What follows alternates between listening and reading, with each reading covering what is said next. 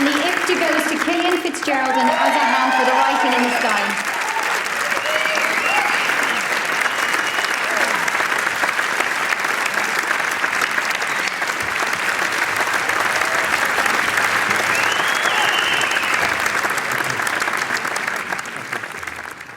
Great, wow. I wrote down, wasn't expecting, but first of all, I'd like to thank Gary and Aideen for making this film and entrusting me with their baby, and Asa and Quiva, who did splendid work on sound design, and also to IFTA for creating these awards, new categories for television craft.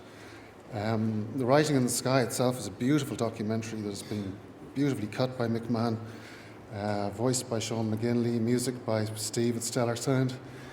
And thanks to Gary for creating this wonderful film and getting us all involved. It's been a real honour. Thanks. And Asa? I'd like to thank the IFTA. I'd like to thank everyone at Ardmore Sound, my family, and Gary Keane and Mick Mahon. Thanks very much.